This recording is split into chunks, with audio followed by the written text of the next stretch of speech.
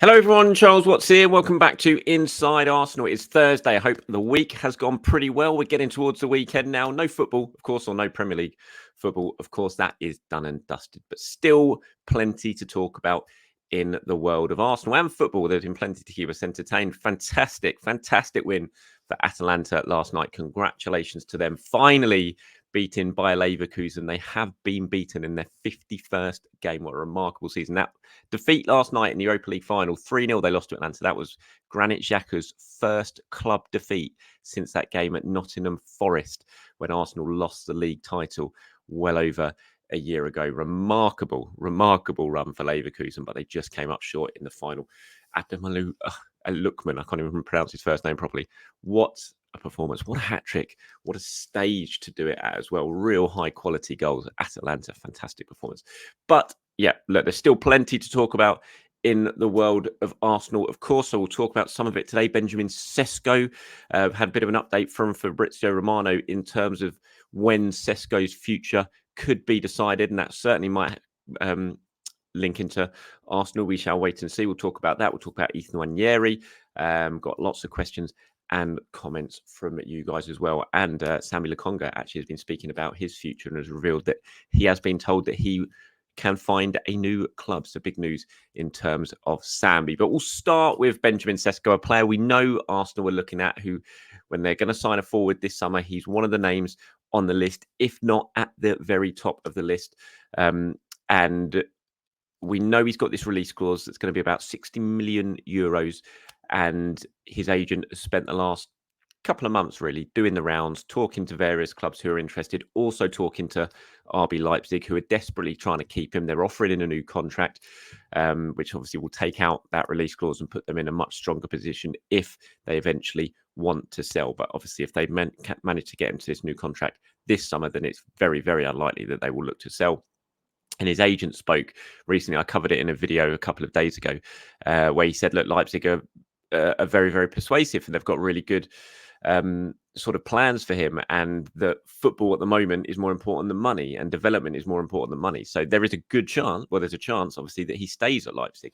But it seems like we're going to know one way or the other pretty soon, according to Fabrizio, who says that he will decide his future and whether he signs this new contract with RB Leipzig before the Euros. So could be just in a few weeks' time now that we will find out in terms of what Benjamin Sesko is going to do. Now, it doesn't necessarily mean if he turns down this contract and decides to move that he's going to come to Arsenal, because there are other clubs that are interested in him. But we know it's been reported. Sam Dean was on this channel last week, who wrote the story for The Telegraph, who says that other interested clubs in Sesko now believe and have been told that Arsenal are in pole position to sign him should he leave Leipzig.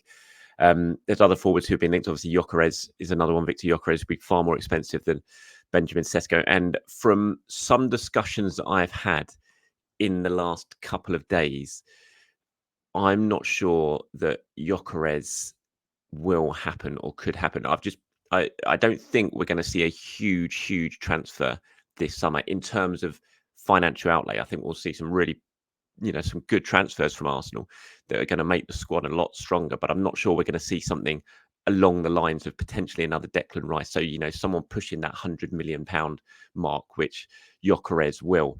That's just from the conversations I've had. You can never rule it out, obviously, and you never know in football if an opportunity arises, and we'll see what happens. But I think Arsenal's focus on this transfer window is going to be on sort of spreading the cost around rather than just sort of lashing it out one massive deal on a sort of £100 million player. I think we'll probably see some around slightly smaller figures than that, but we shall have to wait and see. And that's why I think maybe Sesko could well be ahead of Gyökeres in the pecking order, but certainly going to be interesting, and doesn't seem like we're going to have to wait too long. The Euros could be really disruptive when it comes to the transfer market. So if you can get a deal done for a real sort of significant target before the Euros, and that can be cleared up early doors, then that'll be very, very significant for Arsenal and a real boost for Mikel Arteta, who will want his business done early. We've seen in the last few transfer windows, he's desperate to get business done early so that then everyone can arrive, settle in, get ready for pre-season and hit the ground running when the new season starts. So that's very latest when it comes to Benjamin Sesko. I've had lots of questions about this guy, who I'm probably going to get his surname horrendously wrong. It's like Ferdi Kadioglu, I think. And he's been heavily linked with Arsenal. There's been lots of reports out of Turkey that he is going to make a move to Arsenal. It's been going on for weeks. There's been, I think his dad has been speaking about it. There's been constant reports in the Turkish media that a deal is pretty much done, that Arsenal have bid and all that sort of thing. Now, I haven't heard it. And I've had lots of questions from you guys, but I haven't heard anything to back that up myself. And so I'm a bit reluctant, or I'm a bit skeptical about it. That doesn't mean it's not happening and it's not true. Of course it might be, and I just don't know. But from, again, the sort of conversations I've had nothing to confirm that this is absolutely legit and there have been bids made and he is a real target. So, I'm not saying he's not, but it's just what I've heard. I can't back it up. And so all of you have been sending in questions on here in the comments or in Twitter, and I've had lots of them. I'm not ignoring. I've been trying to find out, to be able to report on it myself from my own information, but I just haven't found anything out on it yet. So I think we're just going to have to wait and see if these reports out of Turkey turn into anything of more substance. But right now, as it stands, I haven't heard it. So I'm a bit skeptical. Let's put it that way. Okay, Ethan Nwaneri scored a brilliant goal, if you haven't seen it yet, over the under-17s Euros in England's brilliant 4-0 win against France to kick off that tournament. And I wanted to talk about him because of that goal and kind of what I was talking about yesterday as well. And then I had this question from Winterballs. He says, "Hello, Charles. What do you think the plan is for Nwaneri next season? Hoping we go further in the domestic cups next year so fringe players can get more minutes and earn Mikel's trust." And it got me thinking, and watching him score this goal yesterday or a couple of days ago got me thinking he's next in action tomorrow when England play Portugal. And we were talking about Emile Smith-Rowe potentially leaving yesterday when we were talking about some of the sales that Edu's going to have to be working on over the next couple of months. And we spoke about Smith-Rowe, and as much as I really don't want Emile to go, I still think the most likely outcome this summer is that he does go. Again, from conversations I've had, from the lack of game time he's had, the fact he needs to start playing now, as much as he wants to stay and perform at Arsenal, if he's not getting those opportunities, it feels like for both parties, the most likely option is that he's going to go. But we'll wait and see if that happens. And I think that's going to become a lot more clearer over the next couple of weeks. But if he was to go yesterday, it got me thinking, because we need, at some point, Nwaneri is going to need to be sort of given that pathway to be able to really perform on a more regular basis. Yes, he's still very, very young, but that doesn't mean he can't be playing. We've seen it with lots of really talented young players that they do get minutes. And, I was speaking about yesterday, if you sell Emile Smith-Rowe, then you've got to bring someone in to fill that squad position that Mikel trusts. And then I was thinking, well, you probably don't actually, because you need to leave space for Nwaneri to be able to progress. Because if there's no space for him to progress and no opportunity for him to start stepping up his minutes, then what's the point of him being here? You either send him out on loan, but I'm not sure he's someone you'd really earmark for loan. I think he's more, you'd put him he'd follow the Bukayo Saka route more into the first team.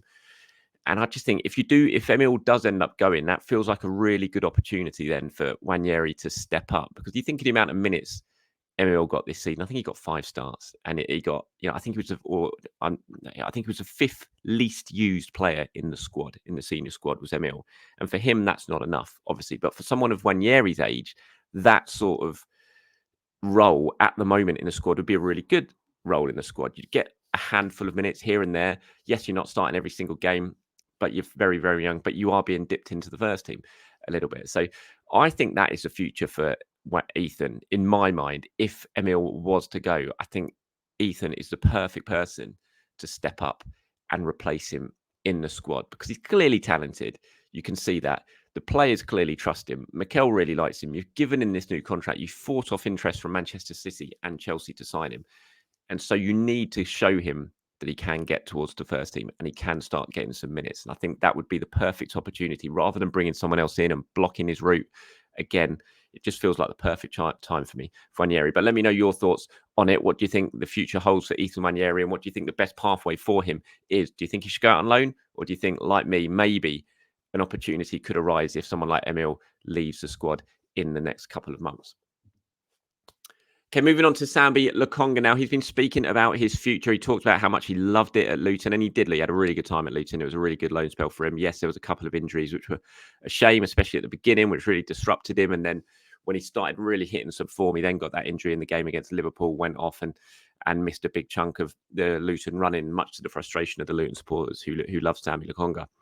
And he was talking about it. He said, look, the love I've received has been amazing. It's been an unbelievable. And I've never seen this kind of support. I will be back here for sure. If I'm not playing for Luton, I will come for sure to see the guys, because I think this was the best decision of my life to come here to play for this club. And I thank Rob Edwards for inviting me to join and be on this journey. I've loved everything about my time. It was amazing. I think what the club stands for, the values, that was the right place for me. And I'm really happy that I made this choice. He was then asked about his future with Arsenal, and this was a really interesting point here. He said, for me, I had a discussion with Arsenal, and the conclusion was the best thing for me was to leave the club. So now it's up to my agent and the club to find something. I still have a contract there, 1 year plus a 1 year option. So let's see what happens. So Sambi there basically revealing that he has been told he can leave, which is no huge surprise. I think we were all probably expecting it. He had a good loan spell at Luton, but despite those good performances, I never really looked at Sambi as really having much of a possibility of coming back here and working his way into the first team picture. I think it's just been pretty clear when he was at Arsenal that he wasn't quite at that standard. I'm not saying he's a bad player, but I'm not sure he's quite at the standard given where Arsenal are right now and the targets that they're setting them for themselves. I'm just not sure Sambi's that player. And I think the best thing is to move him on. It's a shame Luton didn't stay up. I think if Luton stayed up, I think that's probably a given that he would have made that move permanent. I think Arsenal are going to have to take a bit of a financial hit. Yes, they paid 17.5 million for him. Cannot see they're going to get that money back for him. But had Luton stayed up, I still think you're looking at maybe between 10 and 15 million for Sambi, which would have been fine. But now they're in the Championship. I think it's highly, highly unlikely that they'll be able to do that. So it'll just be down to Arsenal and Lokonga's agents to find the right move. But that's the latest update from the man himself about his future. Sambi Lokonga saying he will be looking to leave the club this summer. Okay, moving on to some of your questions and comments now. Oh, actually, before I do that, just so you know, and I've kind of teased this a little bit in the last few shows, Team News and Ticks, who I'm sure you know from Twitter or from Instagram, fantastic accounts, get some really good Arsenal news, breaks lots of stories.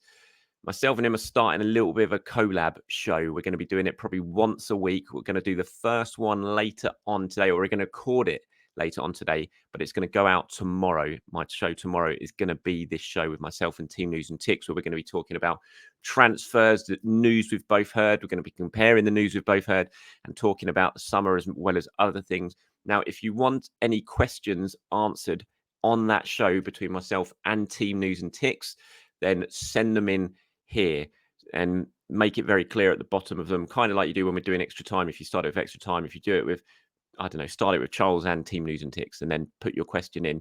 We're going to take some. I think he's asked for it on his channels as well. He's asked for some questions, and I'm asking for some questions. We're going to bring them together and answer some of them in shows. I imagine it's going to be pretty transfer dominated, but that's kind of going to be the theme of the show. It's a bit of a weekly transfer special that myself and him are going to do. So you want to be involved in that.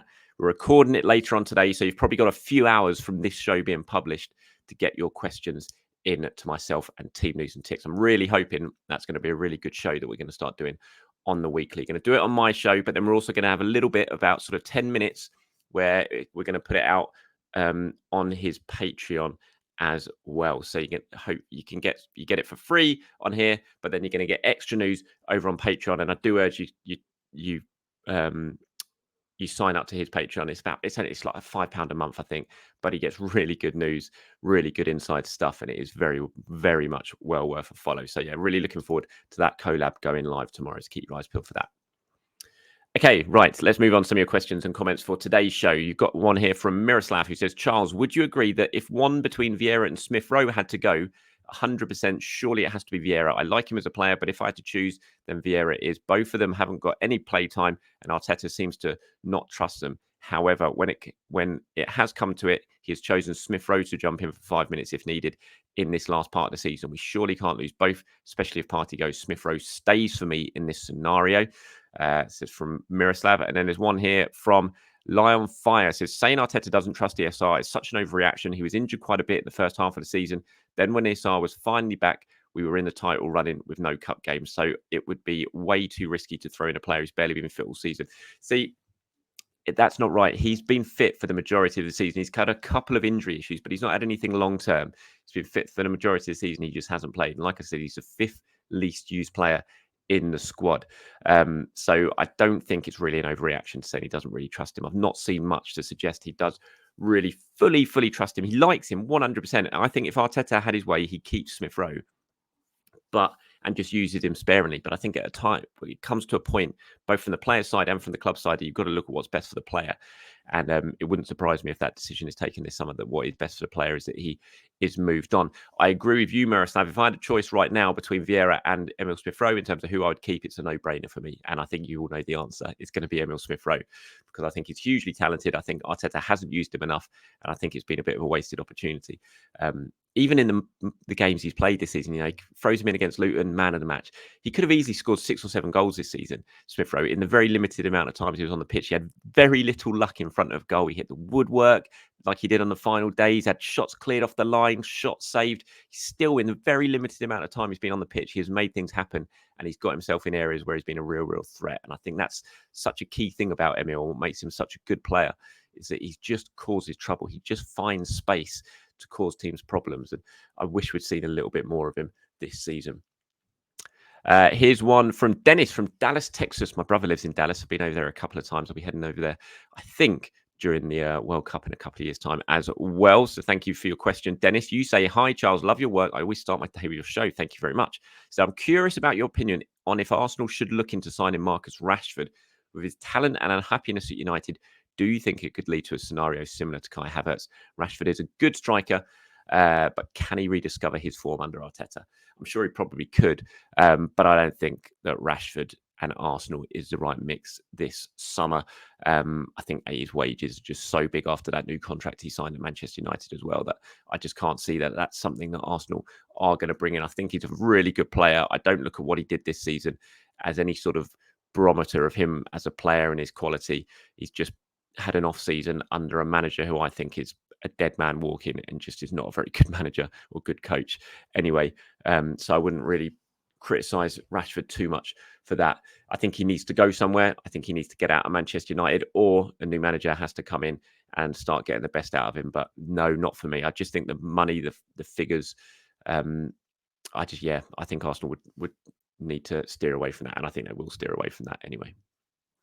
Here's one from 14 Wiltshire. It says, do you think a Saudi club will come in with an improved offer for Gabriel that could tempt Arsenal to sell? I mean, it's quite hypothetical. I hope not, basically. Do I think they could? I think they absolutely might. We don't know. We're going to have to wait and see what happens with the Saudi clubs this summer, and how the Saudi clubs with PIF this summer, and how they attack the transfer market and sort of spread it around the clubs that they own over there in the Saudi league. So they obviously targeted Gabriel last summer. That didn't happen. He stayed. Could they come back in for him? Absolutely, they could. I hope they don't, and I hope he gets a new contract. We know that there are sort of initial talks with Arsenal and Gabriel about potential new contract, and I hope those talks progress during the summer and he signs, because, it'd be a real shame. But you never know. If someone from Saudi comes in, if PIF come in and whack £200 million on the table for an Arsenal player, then as much as you want to keep them, it's very hard to turn it down. So we'll just have to wait and see how it pans out. But I hope they don't. But do I think they might? Quite possibly. And here's one from Ben, who says, thinking about transfers, I'm wondering what signings you were really excited about, only to be disappointed when they played. I guess Pepe, although I never knew too much about him, I was very, very disappointed. I was so excited about Nicolas Pepe signing. Javinho was similar. Shamak, who I did have high hopes for. Welbeck, Lacazette, and probably Cech would be up there. Thanks for your updates throughout a great season. I think Cech had been right at the top of my list for that. I was so excited when Arsenal signed Cech. I was absolutely disappointed in that summer transfer window. I thought Arsenal had an opportunity to really make a statement in that summer window and go on and win the title if they invested heavily. The fact they only signed Cech in that summer was huge disappointment. But I was really excited about Cech. I thought it was going to be a game changer. I thought he was going to be fantastic, and what he produced when he was at Arsenal, I was really, really disappointed with. So I think Cech, in terms of big name signings, he was right up there for me. Shamak, definitely, but although that was on a free. But I think the fact we'd all waited so long for Shamak to arrive, because Wenger was trying to sign him, didn't manage it, and then waited for his contract to run out, finally brought him in, and then it just didn't work out. And it was pretty clear pretty early on that he wasn't the player we were hoping for. So I was disappointed in Shamak, but I think Cech, Pepe has to be up there for the money that Arsenal spent on him. Absolutely. I was so excited. He had that amazing season in France. Everyone was talking about him. Arsenal got him, and it was like, wow, this is huge. And The fact it didn't work out, the fact again it was pretty clear pretty early on that Arsenal had spent £72 million on a player who was worth absolutely nowhere near that. I think was very, very, yeah. That was a bit of a sucker punch and a bit disappointing. So he would be right up there. I think Mustafi as well. Spending that sort of money on a centre back, you thought, oh, here we go. This could be a player that Wenger's identified that's going to be an absolute star that could solve our defensive problems at that time. The fact it didn't happen, that was a bit of a shame as well. But I'd say Cech. I think that's right up there just because of who he was, how we'd seen him perform in the Premier League and what I thought he was going to deliver for Arsenal. It was just a big, big letdown. And that's it. Thank you very much for watching or listening. Appreciate your time as always. Like I said, if you want to get involved in myself and Team News and Tix's new show later on today, get involved in the comments. Give us your questions and we'll answer some of them later on. Until then, have a fantastic Thursday, everyone. Speak to you soon. Bye-bye.